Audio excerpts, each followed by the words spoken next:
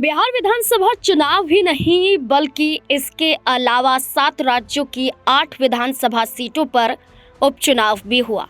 उपचुनाव के मद्देनजर बड़ी सीटों पर नजर डालें तो एक झारखंड की घाटशिला है तो दूसरी राजस्थान की अंता विधानसभा सीट है जिस पर उपचुनाव हुआ। अंता विधानसभा सीट को लेकर अगर हम चर्चा करें तो लगभग 80.25% यहाँ पर मतदान हुआ।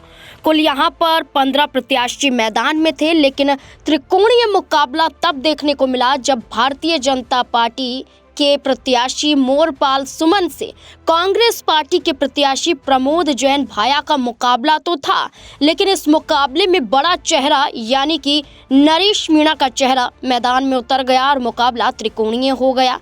ये 3 चेहरे महत्वपूर्ण चेहरे हैं। आखिरकार जीत किसकी होगी, क्योंकि SPN 9 न्यूज़ के एग्जिट पोल के आंकड़ों के अनुसार कांग्रेस पार्टी की जीत का दावा किया जा रहा है, लेकिन वहीं अब नरेश मीणा को लेकर एक बड़ी खबर सामने आ रही है, जहां ये चर्चा है कि नरेश मीणा एक बार फिर से कांग्रेस पार्टी में जा सकते हैं, कांग्रेस पार्टी में वापसी कर सकते हैं। जहां अंता विधानसभा सीट के उपचुनाव के मद्देनजर हमने नरेश मीणा का धरना प्रदर्शन देखा, जहां गांव साकली में विरोध हुआ, चुनाव का बहिष्कार किया गया, फोन बंद कर दिए गए और नरेश मीणा धरने पर बैठ गए। इसके बावजूद अब ये भी कहा जा रहा है कि नरेश मीणा कांग्रेस पार्टी में जा सकते हैं, तो इसको लेकर PCC चीफ गोविंद सिंह डोटासरा का बड़ा बयान सामने आया है। दरअसल आपको बता दें कि जहां गोविंद सिंह डोटासरा कह रहे हैं कि अंता विधानसभा सीट पर कांग्रेस पार्टी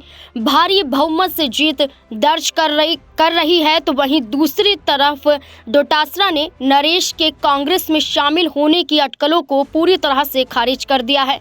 वहीं अंता सीट पर प्रचार में नहीं जाने वाले नेताओं से जुड़े सवाल को लेकर डोटासरा ने कहा कि जिन नेताओं को अंता चुनाव में प्रचार प्रसार की जिम्मेदारी दी गई थी और वो वहां प्रचार करने नहीं गए, उन्हें इसके बारे में वो रूम में जानकारी देनी होगी। ऐसे नेताओं की जानकारी भी जुटाई जा रही है जो चुनाव प्रचार में निष्क्रिय रहे। जहां अपनी पार्टी को लेकर एक बड़ा बयान जारी करते हुए नजर आए, तो वहीं नरेश मीणा को लेकर उनका सीधे तौर पर ये कहना था कि वो चुनाव नहीं जीत रहे हैं और कांग्रेस पार्टी में शामिल होने की अटकलों को भी खारिज करते हुए नजर आए। इतना ही नहीं, नरेश मीणा को लेकर गोविंद सिंह डोटासरा ने कहा कि ना तो नोमन तेल होगा और ना राधा नाचेगी। उन्होंने कहा कि जिस संभावना का कोई अस्तित्व ही नहीं, उस पर बात करने का कोई फायदा ही नहीं है।